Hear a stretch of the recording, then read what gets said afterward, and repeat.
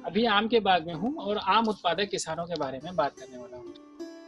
उत्तर प्रदेश का मलिहाबाद क्षेत्र है जो दशहरी आम उत्पादन में विश्व में अग्रणी है। पिछले कुछ वर्षों से इस क्षेत्र के किसान आम उत्पादन में होती आ रही लगातार कमी से काफी परेशान हैं। लगातार आम की फसल में हो रही उत्पादन की कमी के पीछे मुख्य रूप से 3 वजहें हैं और उन वजहों पर चर्चा करना हमारा आज का विषय है।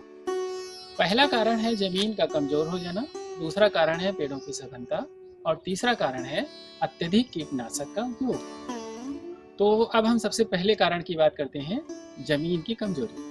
क्या आप जानते हैं कि एक स्वस्थ पेड़ जितना धरती के ऊपर दिखाई देता है उतनी ही जड़ें उसकी जमीन में भी विस्तृत होती हैं।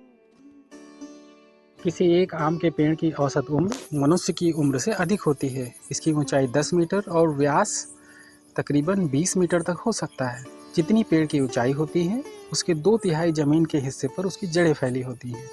यानी 10 फुट ऊंचे पेड़ की जड़ों का दायरा उसके मुख्य तने यानी पेड़ी से 5 या 6 फुट की परिधि में फैली हो सकती है। पेड़ अपनी पत्तियों पर पड़ने वाली सूरज की रोशनी से भोजन बनाते हैं और अपनी जड़ों से पानी व पोषक तत्व अवशोषित करते हैं। कोई किसान जब जमीन पर आम का बाग लगाता है तो छोटे पेड़ होने की वजह से उस पर फसल की बुआई भी करता है, जिससे पौधों को आवश्यक पोषक तत्व मिलते रहते हैं। 8 से 10 साल बाद जब यह पौधा बड़ा हो जाता है तो धीरे धीरे किसान बाग में खेती करना बंद कर देते हैं, जिसका नतीजा यह होता है कि पोषक तत्वों के अभाव में पेड़ कमजोर पड़ने लगते हैं। पेड़ को यदि नियमित रूप से गोबर की अथवा जैविक खाद मिलती रहे तो पेड़ न सिर्फ स्वस्थ होंगे बल्कि फसल का उत्पादन भी अच्छा होगा। इस वर्ष पुराने पेड़ को 1 साल में कम से कम 20 से 25 किलो खाद गोबर की देनी चाहिए, जिससे हमारे पेड़ों की जो इम्यूनिटी की समस्या है या उनकी जो कमजोरी है वो अपने आप दूर हो जाएगी। दूसरी समस्या के निराकरण के लिए 2 पेड़ों के बीच की दूरी को कम से कम 35 या 40 फीट रखना चाहिए। यदि बाग आप लगा चुके हैं और बाग पुराना हो चुका है तो बीच बीच के पेड़ निकाल देने चाहिए और सुनिश्चित करना चाहिए कि कोई भी पेड़ आपस में टच ना हो।